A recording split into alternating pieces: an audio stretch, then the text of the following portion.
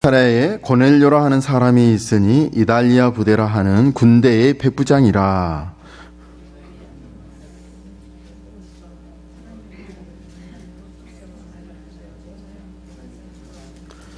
하루는 제9시쯤 되어 환상 중에 밝히 봄에 하나님의 사자가 들어와 이르되 고넬료야 하니,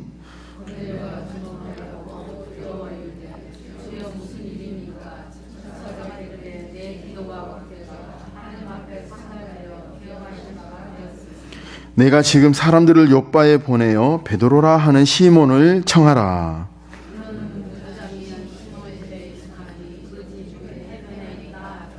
마치 말하던 천사가 떠나매 고넬료가 집안 하인 둘과 부하 가운데 경건한 사람 하나를 불러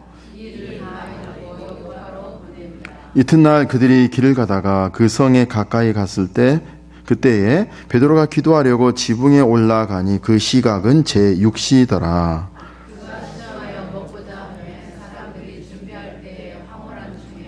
하늘이 열리며 한 그릇이 내려오는 것을 보니 큰 보자기 같고 내 귀를 메어 땅에 드리웠더라.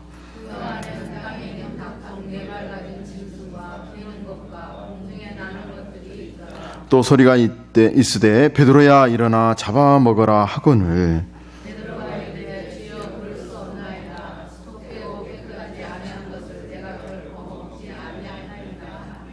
또 두 번째 소리가 있으되 하나님께서 깨끗하게 하신 것을 내가 속되다 하지 말라 하더라.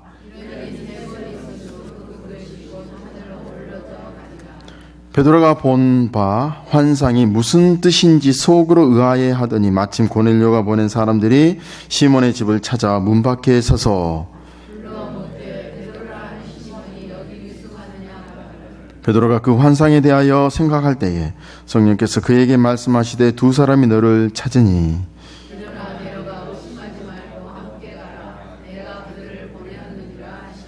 베드로가 내려가 그 사람들을 보고 이르되 내가 곧 너희가 찾는 사람인데 너희가 무슨 일로 왔느냐.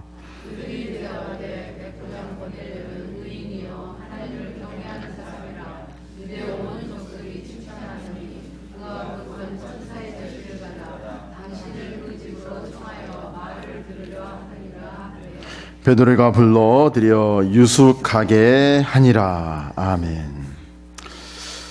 오늘은 질문으로 한번 시작하도록 하겠습니다.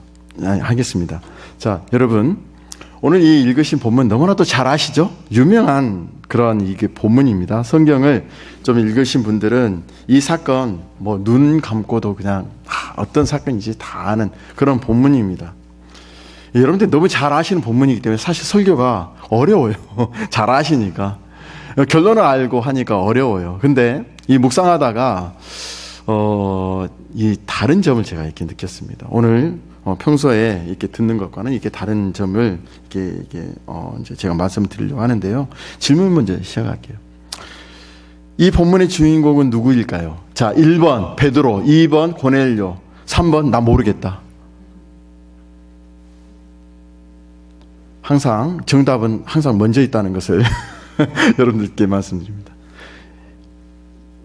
1번이라 했는데 우리 장로님은 고넬료라고 말씀하시면 예, 약간 곤란해지는데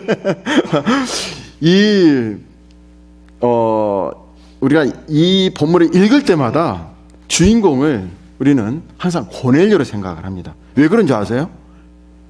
이유가 뭐예요? 이유가 그 본문에 어디에 그 이유가 나와 있어요. 항상 이걸 보니까 이 본문의 주인공은 고넬료다 이렇게 생각을 하거든요.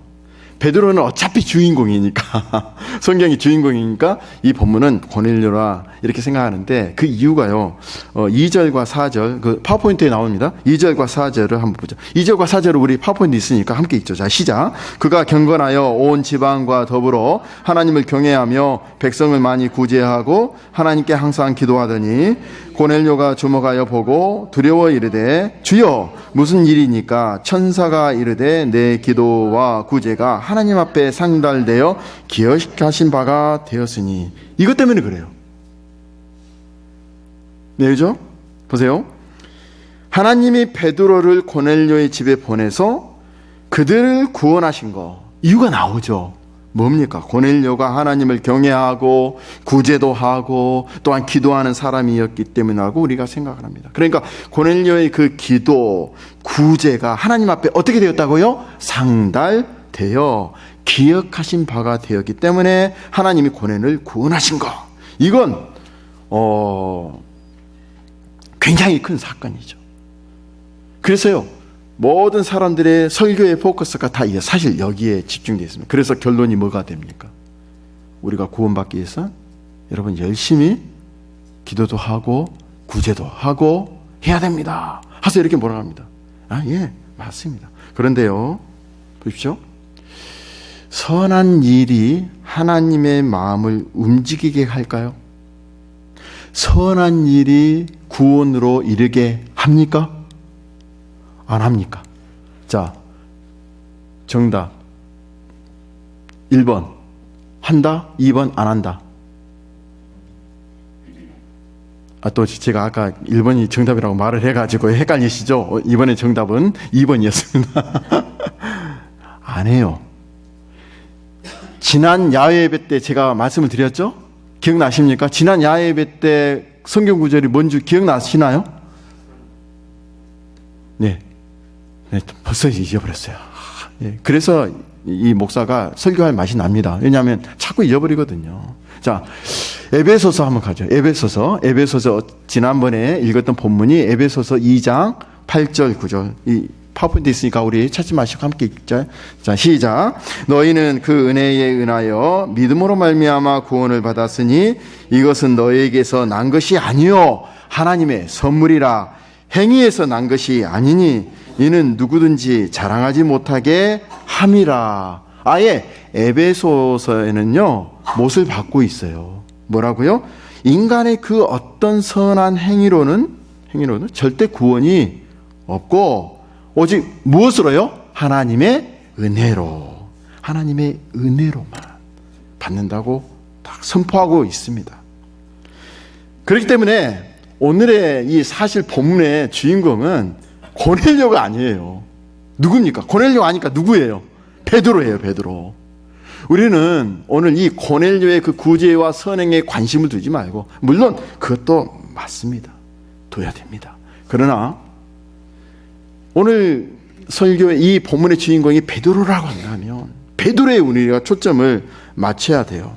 자, 베드로가 하는 일을 한번 보십시오. 베드로가 환상 중에, 이 기도하는 중에 환상을 보게 되고 거기에 그릇, 보자기 같은 그 그릇이 내려오고 그것을 보면서 이제 고넬료의 집을 이제 가죠. 그게 내용이 22절에 나옵니다. 22절 보십시오. 22절 보면 어떻게 됩니까? 그가 거룩한 천사의 지시를 받아 당신을 그 집으로 청하여 말을 들으려 하느니라. 이렇게 돼 있죠. 그래서 베드로가 고넬료 집으로 보냄을 받습니다. 그러니까 하나님은 이 베드로를 고넬료의 집에 보내고자 하시는데 베드로를 보내서 하나님을 경외하는 그 고넬료의 집에 무엇을 전하고자? 예수 그리스도의 복음을 전하고자 베드로를 보내십니다. 오늘 읽지는 않았지만 다음 시간에 할 겁니다. 다음 주에 할 본문인데 43절에 보면 베드로가 가서 그 이야기를 하죠. 그를 믿는 사람들이 다 그의 이름을 힘입어 무엇을 받는다고요? 죄 사함을 받는다. 보세요. 그래서 베드로가 고넬료의 집에 가서 예수 그리스도의 이름으로 죄 사함을 입게 하는 그런 복음을 전하게 됩니다. 예전에 교회사로 보면 단일 신론만 주장했던 이단이 있어요. 그것은 뭐냐면 하나님 한 사람만 믿지 예수 그리스도를 뭐 이렇게 믿음으로 믿어서 구원을 얻지 않는다. 이렇게. 그러니까 하나님만 믿으면 된다. 그게 단일 신론이에요. 그렇게 보면 고넬료는 하나님 한 분만 경외했잖아요. 그래서 그에게는 구원이 있어요. 만일에 그 이단의 가르침에 의하면. 그러나 왜 하나님이 굳이 베드로를 그곳에 보내죠? 구원시키기 위해서. 왜요? 사도행전 4장 12절에 어떻게 되어 있습니까? 우리 함께 읽을까요? 사도행전 4장 12절 시작. 다른 이로서는 구원을 받을 수 없나니 천하 사람 중에 구원을 받을 만한 다른 이름을 우리에게 주신 일이 없음이라. 이렇게 이야기했잖아요. 그렇기 때문에 예수 그리스도를 모르고 예수 그리스도의 이름으로 하지 않으면 구원이 없다는 겁니다. 고넬료가 하나님을 경외했어요. 구제도 많이 했어요. 그러나 고넬료가 안 하나님을 온전히 안다고 볼 수가 없죠. 그래서 고넬료의 그 구원을 완성시키기 위해서 하나님은 베드로를 보내시는 겁니다. 그래서 여기서 오늘 주인공이 베드로예요. 베드로가 복음을 전하지 않았다면 고넬료의 구원은 완성되지 않았을 겁니다. 물론 하나님의 택하신 백성을 안수하겠죠. 그래서 베드로는 즉 전하는 자로 인해 로마서 우리 10장 15절을 함께 읽을까요? 함께 읽죠. 자, 시작. 보내심을 받지 아니하였으면 어찌 전파하리요? 기록된 바 아름답도다 좋은 소식을 전하는 자들의 발이여 함과 같으니라. 이거예요. 보내심을 받지 않으면 어찌 그 복음이 전파되고 예수 그리스도를 알 수 있겠느냐. 이 사도 바울이 하는 말 아닙니까? 그래서 베드로가 복음을 전파하는 자로 보내심을 받게 됩니다. 그래서 복음을 듣게 된 것을 볼 때 본문의 주인공은 베드로다. 선한 일에 힘쓰는 고넬료가 아니라는 겁니다. 그렇다면 베드로가 이 주인공이라면 이제 베드로가 고넬료에 가는데 베드로에겐 한 가지 크나큰 문제점이 있습니다. 그게 본문의 11절에서 15절에 나와요. 본문을 우리 한번 제가 13절과 14절 15절만 제가 픽업을 했는데 한번 읽어드릴게요. 13절에 보니까 베드로야 일어나라 잡아먹으라 이렇게 했죠. 그러니까 어떻게 합니까? 14절에 주여 그럴 수 없나이다. 속되고 깨끗하지 아니한 것을 내가 결코 먹지 아니하였나이다 하면서 먹기를 거부하죠.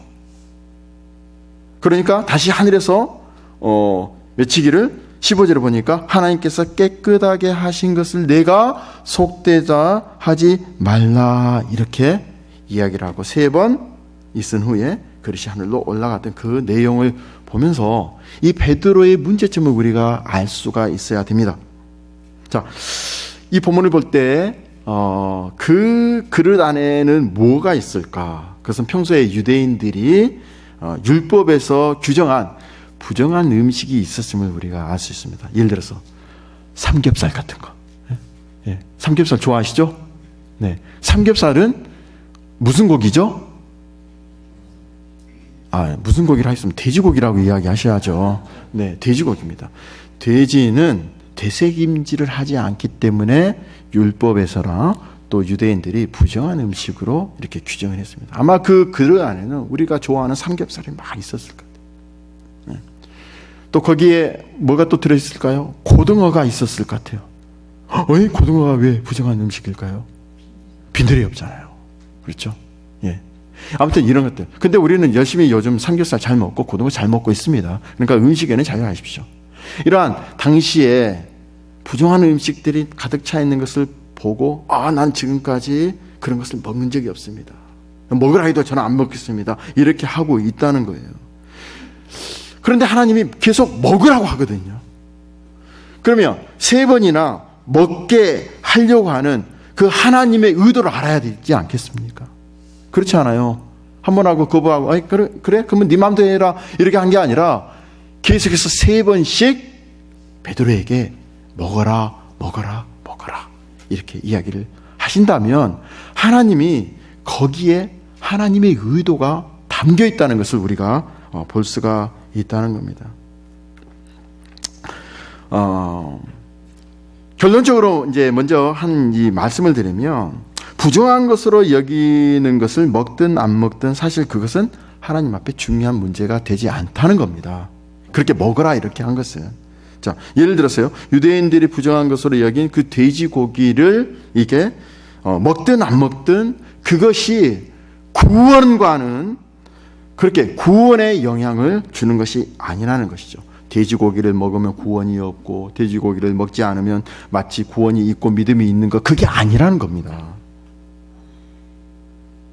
그런데 우리가 신앙생활 하다 보면 이런 그 아주 자그마한 이런 지엽적인 그런 싸움에 그런 이제 매달리는 경우를 우리가 많이 보게 되는데요. 돼지고기를 먹어야 하는 거 아닙니까? 어떤 그런 교단이나 교회에서는 삼겹살을 못 먹게 해요. 왜요? 성경에 나와 있기 때문에.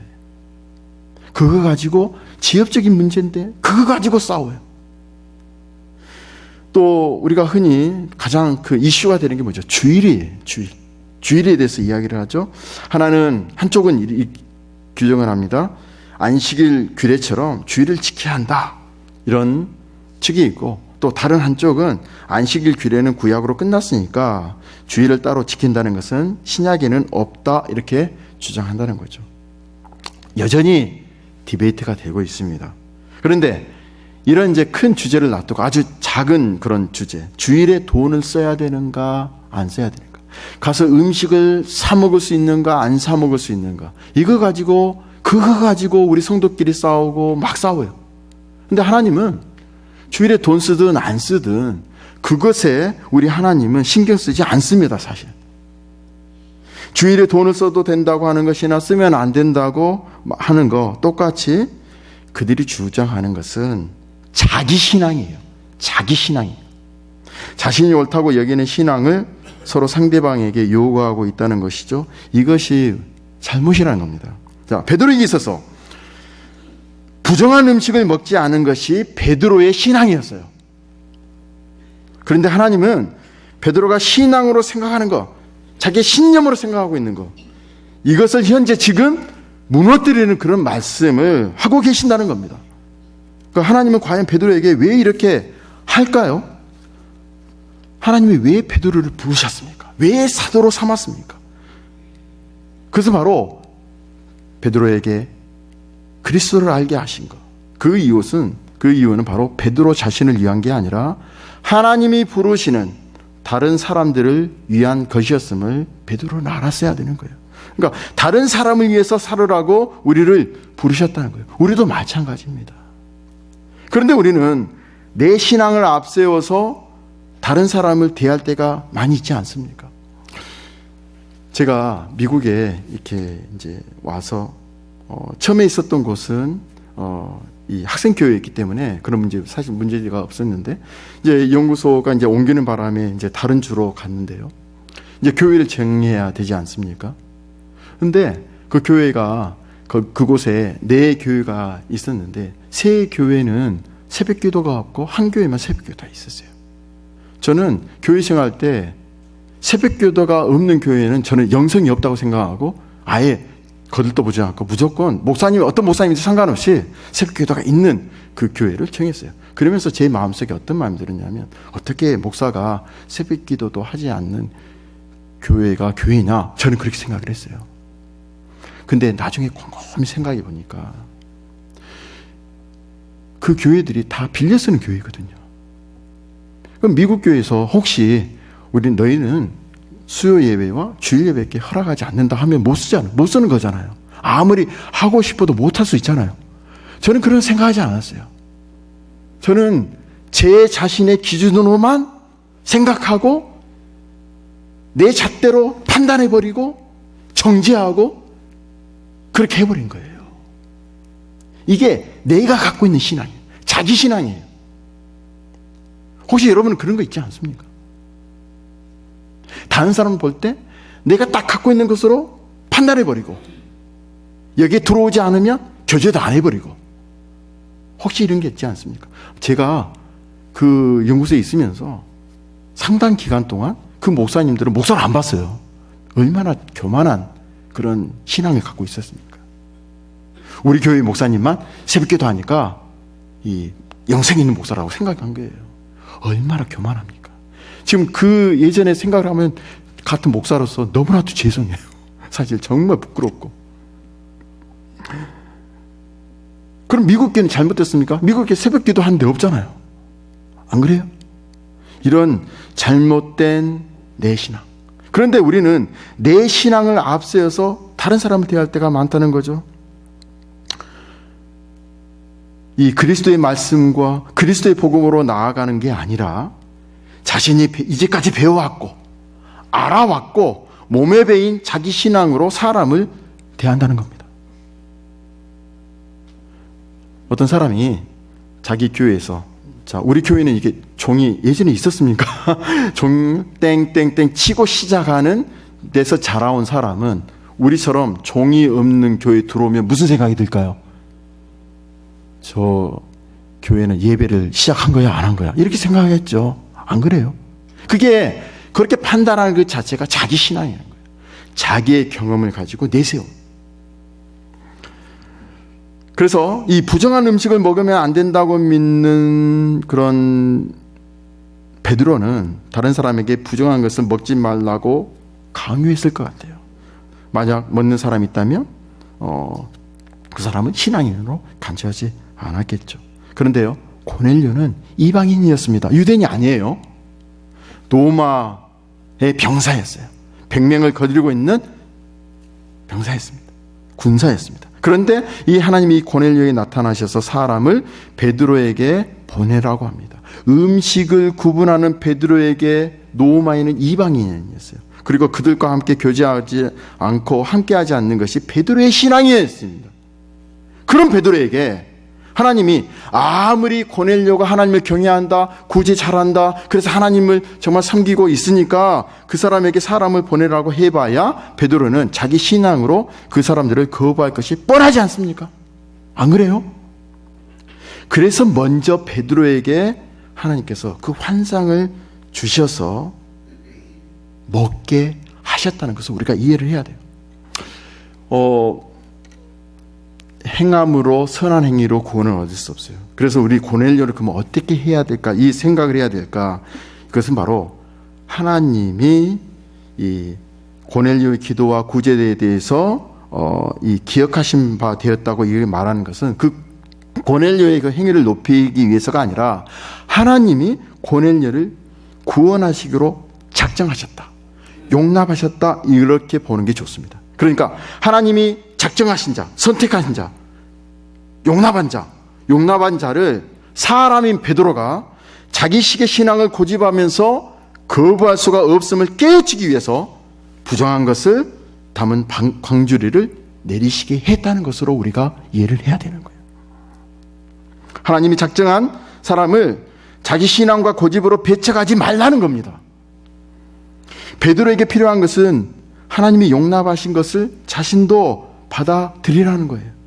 그게 드릴 필요가 있다는 겁니다. 이것을 가르치기 위해서 하늘에서 그릇이 내려온 환상을 보이신 거죠. 우리에게도요, 베드로식의 자기 신앙이 있을 수 있어요. 그리고 그러한 자기 신앙으로 하나님이 용납하시고 나에게 보내신 형제를 싫어하고 거부하는 것이 있을 수 있다는 겁니다. 이것은 분명히 잘못된 거죠.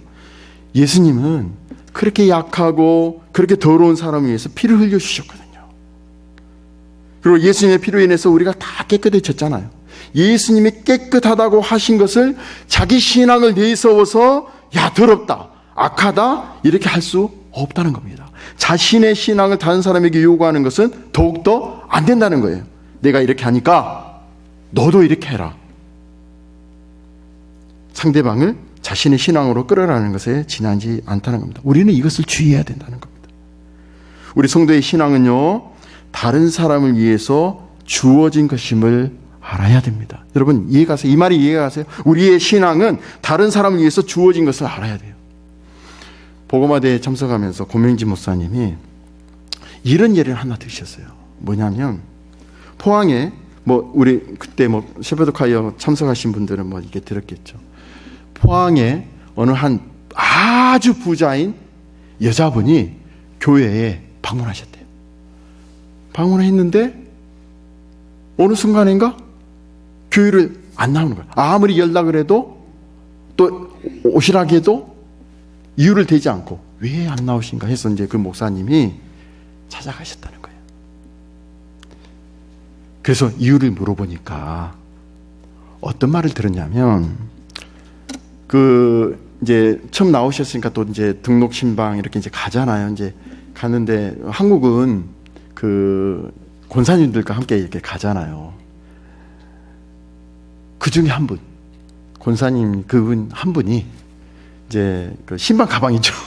성경책 들어가는, 그 찬송가 성경책 들어가는 신방 가방을 그 집에 딱 들어오면서 가방을 탁 놓더니 한숨을 쉬면서, 아휴, 나는 언제 이런 집에서 이렇게 누리면서 살아보노, 이랬다는 거예요.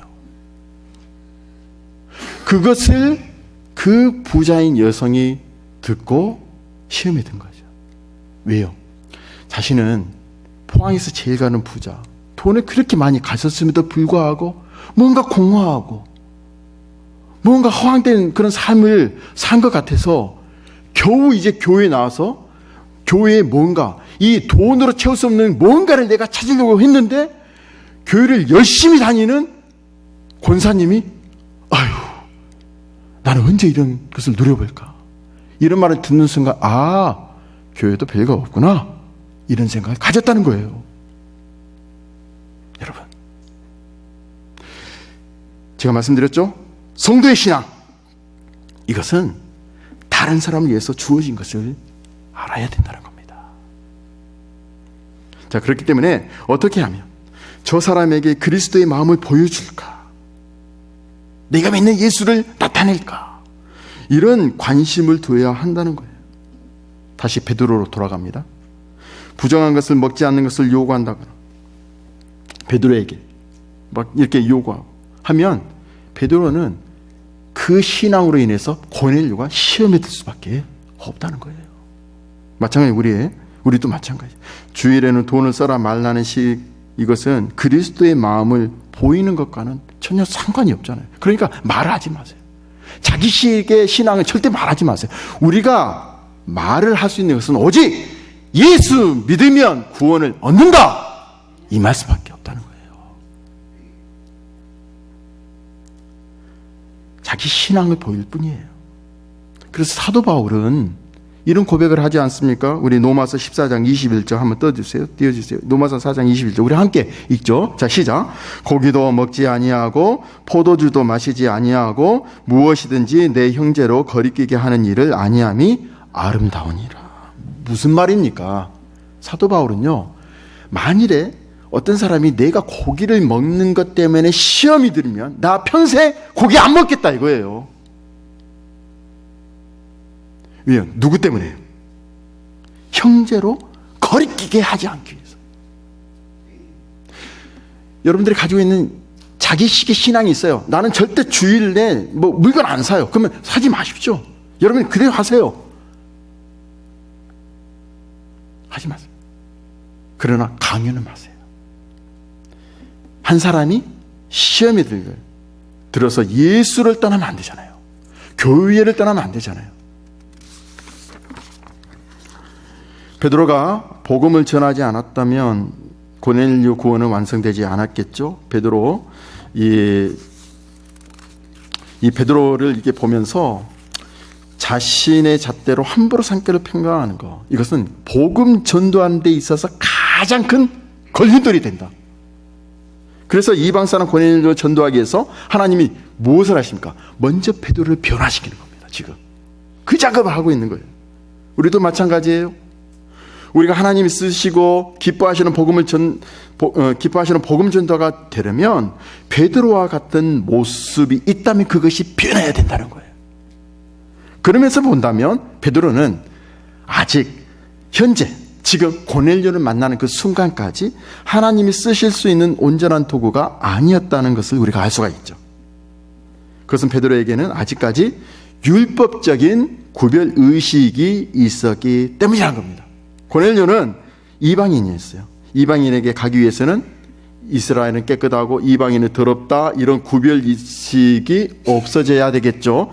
그렇지만 베드로에게는 그와 같은 그런 율법 의식이 남아 있었고, 그것 때문에 고넬료에게 가라는 하나님의 말씀이 있다 하더라도 그 말씀에 순종하여 하나님이 원하시는 일을 할 수 있는 도구가 아니었다는 겁니다. 결국 베드로는 하나님이 쓰실 수 없는 문제 있는 도구였을 뿐이라는 겁니다. 그러면 도구가 좀 문제가 있다면 여러분 도구를 버려버리세요. 예를 들어서요, 톱을 이렇게 이제 사용했는데 이빨이 하나 빠졌다 해서 그 톱을 버리는 사람이 있습니까? 저는 없다고 생각합니다. 우리가 하나님의 도구입니다. 복음 전하는 도구입니다. 우리 흠이 있어요. 이빨이 몇 개 빠진 것 같아요. 그러나 우리 하나님은요, 이빨이 몇 개 빠졌다고 우리를 버리지 않습니다. 베드로 율법의식 가지고 고넬료에 가지 않았던 것은 이빨이 한두 개 빠진 게 아니에요. 어떻게 보면 거의 절반 이상 빠졌다고 볼 수도 있어요. 그러나 우리 하나님은 이빨을 다시 나게 하는 그런 변화를 일으키신다는 겁니다. 웬만하면 하나님은 도구를 고쳐 쓰시겠다는 거예요. 왜 그럴까요? 우리 성도가 가능성이 있어서 그런 겁니까? 그거 아닙니다. 우리 성도가 복음을 알았어요. 예수님을 알았어요. 그리고 예수님을 알고 믿는 성도에게는 성령이 계시기 때문에 그 성령의 능력을 의지해서 하나님이 변화시켜 주신다는 겁니다. 베드로의 문제가 뭐였죠? 사람을 구별하는 것이었습니다. 단지 유대인이 아니라는 이유로 이방인을 더러운 자로 여기는 옛날 사고방식이 그대로 있었던 겁니다. 이러한 사고방식을 가지고 어떻게 사마리아와 땅끝까지 이르러 내 복음을 증인이 되라는 그런 증인이 될 수 있을까요? 없잖아요. 그렇기 때문에 예수님의 말씀을 위한 도구로 살아갈 수 있도록 하나님께서 성령을 보내시고 환상을 주셔서 그를 변화시키게 한다는 겁니다. 우리도 마찬가지입니다.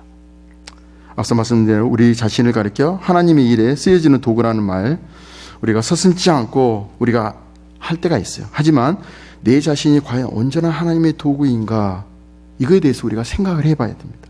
그렇기 때문에 우리는 하나님의 도구라는 말을 하기 이전에 과연 하나님의 일에 쓰여질 수 있는 도구인가를 생각해야 하는 것이 중요하다는 겁니다. 하나님의 도구이기에는 부족하니까 하나님의 일을 하지 못한다는 것이 아니라, 중요한 것은 도구로서 부족한 점이 있어요. 그러한 부족한 우리 자신을 하나님이 고쳐 가신다는 그런 확신, 그것을 우리가 가져야 된다는 겁니다. 하나님은 어떤 결과를 얻어내기 위해서 일하시거나 우리를 도구로 사용하시는 것이 아닙니다. 하나님 관심 어디에 있는지 아세요? 어디에 있다고 생각하세요? 여러분, 하나님 관심 어디에 있다고 생각하세요?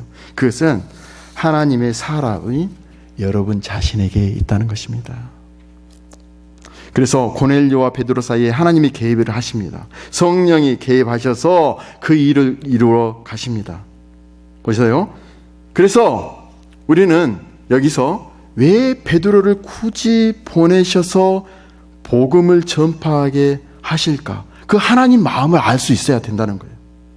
하나님이 꼭 베드로가 아니더라도 고넬료를 구원하실 수 있습니다.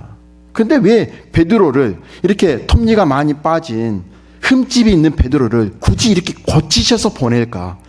누구를 위해서라고요? 베드로를 위해서라는 겁니다. 그래서 하나님의 관심은 우리에게 있어요. 여러분에게 있어요. 흠집 많은 여러분에게 하나님의 관심이 있어요. 어떻게 보면 고넬료의 구원보다도 어떻게 보면 사실 베드로가 온전한 사역자로 사용되기 위해서 고넬료를 사용하셨다고 볼 수가 있다는 것입니다. 여러분, 그것은 믿으셔야 돼요. 하나님은 고넬료에게 환상을 보이시고 성령을 보내셔서 베드로를 고쳐가시죠. 자, 20절 한번 보시죠. 여러분, 여기는 나오지 않지만 20절 한번 보세요. 20절 보시면 내가 저희를 보내었노라, 이렇게 이야기하십니다. 보세요. 내가 저희를 누구에게요? 베드로에게 보내었다, 이 이야기를 하고 있습니다. 그러면 하나님의 목표는 누굽니까? 베드로입니다. 여러분입니다. 내 자신입니다. 이것을 생각한다면 내가 꺼려하고 무시할 만한 사람을 내게 보내신 이유가 분명히 있다는 것을 우리가 알 수 있죠.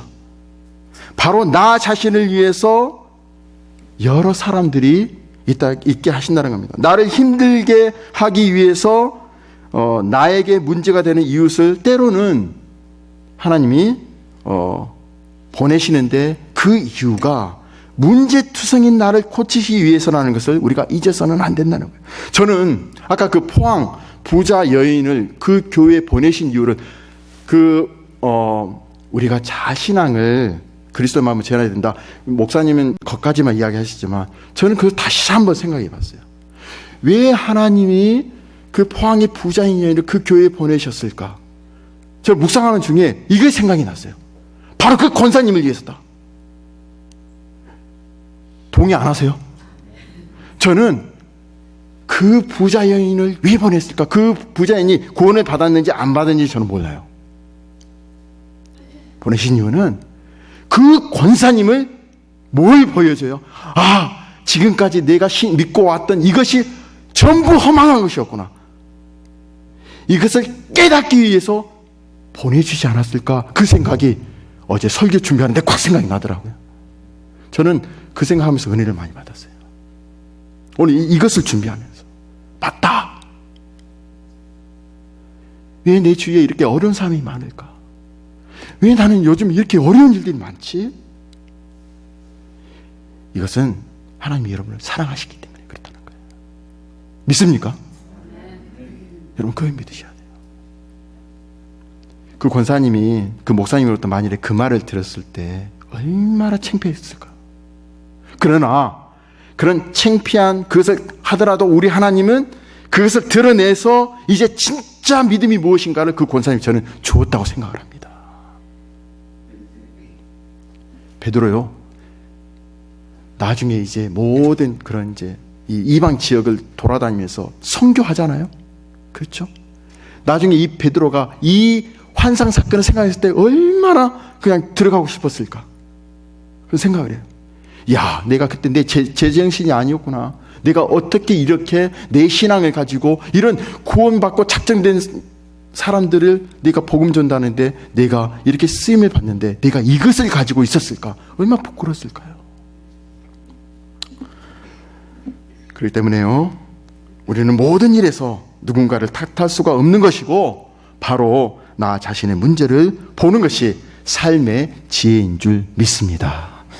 사람들은 이 일의 결과만을 생각합니다. 결론을 맺습니다. 그리고 좋은 결과, 많은 결과가 없을 때는 실망하게 됩니다. 내가 한 일이 뭐가 있는가를 생각하면 실망합니다. 그러나 우리 하나님은 우리가 어떤 일을 이루기를 기대하시는 것이 아니라 바로 나 자신을 고쳐가는 것, 이걸 하나님이 원하신다는 거예요. 고민지 목사님이 이런 말씀하셨어요. 왜 사람들이 내 설교를 그렇게 듣고 감동이 없습니까? 감동이 없습니까? 어느 목사님이 그랬대요. 스펄전 목사님이 그랬대요. 성도에게 설교할 때 진짜 그 성도들이 하나님의 성령의 능력으로 기대하는 마음으로 설교를 했느냐? 아니면 네가 좀 설교 잘한다고 남들 앞에서 좋은 말하고 아, 목사님 설교 잘하네요, 이런 말 듣기 위해서 설교했느냐? 바로 그거라. 여러분, 저는 오늘 이 말씀을 준비하면서 저도 여러분들에게 기대하기를 원합니다. 이게 바로 하나님의 기대예요. 여러분, 변화시키겠다고 작정하십니까? 어떻게 변한다고요? 무엇이라고요? 자기 신앙 내세우지 않겠다는 것, 이거 변해야 돼요. 그리고 내가 내세우는 건 그리스도의 마음이에요. 그리고 내가 변해야 되는 건 내 주위에 어려움, 이런 것들이 온다면 아, 하나님 나를 변화시키기 위해서 이걸 주셨군요, 제가 변하겠습니다, 이런 마음을 가지시고 기도하시면서 성령의 인도함을 받는 여러분 되시기를 주의 이름으로 축원드립니다. 기도하겠습니다. 하나님 아버지, 내 자신의 편견과 내 자신만의 신앙에 사로잡혀 복음을 전하는 일에 방해되지 않게 하여 주시고 날마다 내 자신을 고쳐가시는 하나님을 바라보기 위해 기도하게 하시고 성령으로 인도함을 받아 하나님이 쓰시기에 부족함이 없는 저희들 될 수 있도록, 변화될 수 있도록 인도하여 주시옵소서. 살아 계신 예수 그리스도 이름으로 기도드립니다. 아멘. 함께 일어나셔서 우리 함께 찬양하겠습니다. 321장 찬양하겠습니다.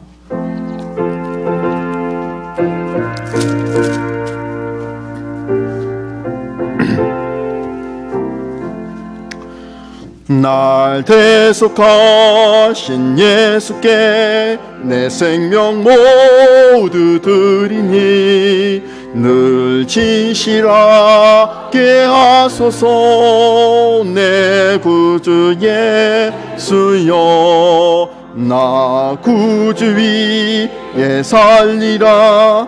내 기쁨 한량 없으리. 내 갈 길이 도하소서. 내 구주 예수여, 날 구원하신 예수를 일평생 의지하오니 날 영접하여 주소서. 내 구주 예수여, 나 구주 위에 살리라. 내 기쁨 한량 없으리. 내 갈 길이 도하소서.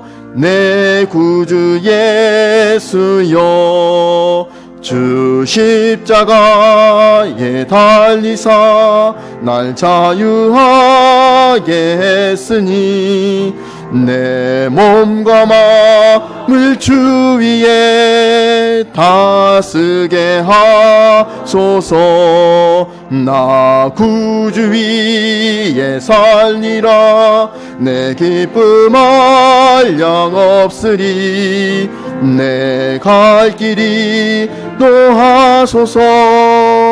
내 구주 예수여 아멘.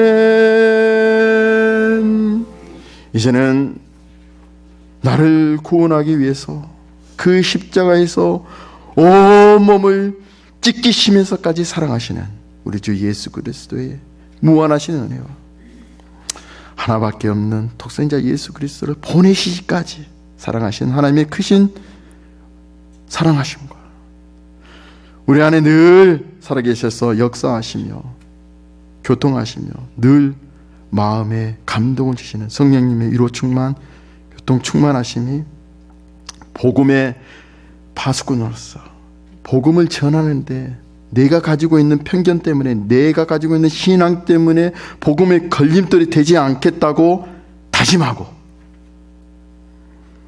우리 하나님께서 주신 그런 작정된 영혼들에게 늘 항상 그리스도의 마음을 보이기로 작정하고 하나님께서 쓰시기에 부족함이 없는 저희들 될 수 있도록 기도하고 작정하는 분위기의 모든 성도들의 머리 위와 그 가정과 사업체 그리고 우리 교회 위에 지금부터 영원까지 함께 하시길 간절히 축원드리옵나이다. 아멘.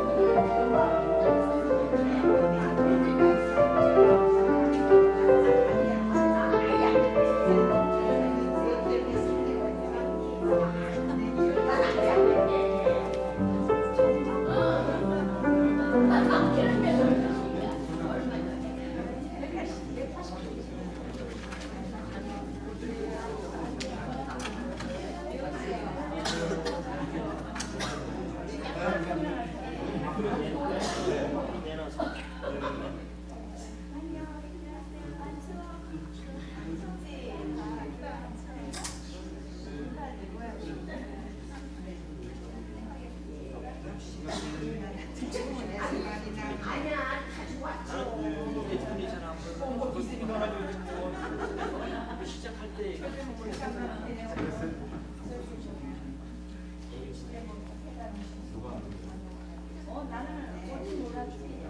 끝판에 가면은 얘기 안 해도 자동적으로 나오잖아요.